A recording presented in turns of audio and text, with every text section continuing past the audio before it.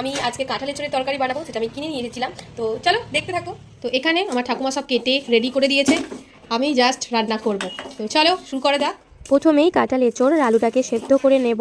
তো এখানে কুকারে দিয়ে দিয়েছি হাফ চামচের মতো হলুদ গুঁড়ো দিলাম, হাফ চামচের মতো লবণ দিলাম, দিয়ে 2 কাপের মতো জল দিয়ে এটাকে ভালো করে মিশিয়ে নিয়ে 3টে সিটি দিয়ে সেদ্ধ করে নেব। এখানে কিছু মশলাপাতি নিয়ে নিয়েছি যেটা লাগবে। এখানে পেঁয়াজ কুচি নিয়েছি, ধনেপাতা কুচি নিয়েছি, আর এখানে টমেটো কুচি, আর এখানে 1 চামচের মতো আদা আর রসুনের বাটা।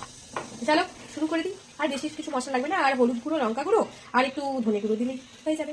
তো চলো রান্নাটা করা শুরু করে দিই। এরপর একটা কড়াইতে 3 চামচের মতো সর্ষের তেল দিয়ে গরম করে নেব।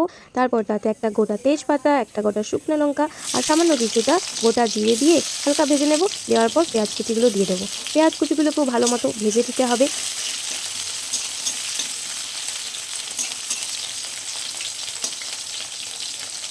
এক পাশে আমি মশলা করছি আর এইদিকে আমার কাঁঠালের ঝোল সেদ্ধ হচ্ছে। তো এখানে আমার পেঁয়াজ ভাজা হয়ে গেছে। এরপর এতে আদা রসুন বাটাটা দিয়ে দেবো, দিয়ে এটা একটু ভালো করে ভেজে নেব।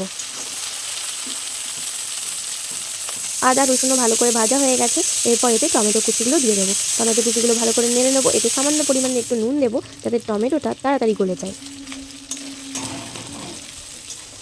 এখানে টমেটোটা অনেকটাই গলে গিয়েছে। এরপর কিছু গুঁড়ো মশলা দেবো, যেমন হলুদ গুঁড়ো হাফ চামচ, 1.5 চামচের মতো দিয়েছি লঙ্কা গুঁড়ো আর হাফ চামচের মতো দিয়েছি ধনে গুঁড়ো।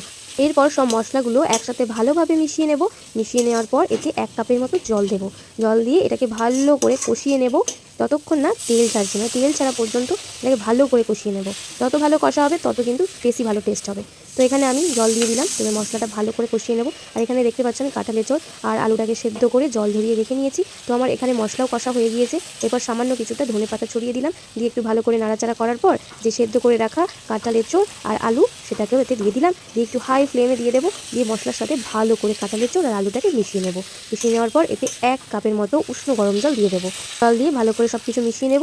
দিয়ে মিডিয়াম ফ্লেমে 5 মিনিটের মতো রেখে দেবো। কাঁঠালের ঝোল আর আলু তো আগে থেকেই সেদ্ধ হয়ে রয়েছে আর মশলাও ভালো করে কষিয়ে নিয়েছি। তো বেশি সময় লাগবে না, আর 5 মিনিট দিলেই হয়ে যাবে। এখানে আমার লবণ একটু কম পড়েছে, তাই একটু লবণ দিয়ে দিলাম। দিয়ে ভালো করে নেড়ে নিচ্ছি। তোমরা স্বাদ অনুসারে লবণটা অ্যাড করো। এরপর ওপর থেকে আরও কিছুটা ধনেপাতা ছড়িয়ে দিলাম। দিয়ে ভালো করে বসে বসে এটাকে হতে দেবো। এখানে গ্রেভিটা অনেকটাই শুকিয়ে এসেছে, আর বেশিটা মারবো না। তো এখানে কিন্তু আমার কাঁঠালের ঝোলের তরকারি একদম তৈরি। জাস্ট গরম গরম ভাতের সাথে খেলে দুর্দান্ত লাগবে। আর পারলে যদি গরম মশলা থাকে ওপরে থেকে একটুখানি ছড়িয়ে দিও, সাথে ঘি 1 চামচ দিয়ে দিও। আমার কাছে তো ছিল না, সেজন্য আমি দিতে পারিনি। বাট এই দুটো উপকরণ যদি দিতে পারো জাস্ট মাইন্ড ব্লোয়িং হবে খেতে। আজকের এই রেসিপিটা যদি তোমাদের পছন্দ হয়ে থাকে ভিডিওটা একটা লাইক করো। চ্যানেল নতুন হয়ে থাকলে চ্যানেলটা অবশ্যই সাবস্ক্রাইব করে পাশে থাকা বেল আইকনটাকে ক্লিক করে অলে প্রেস করে রেখো। Thanks for watching.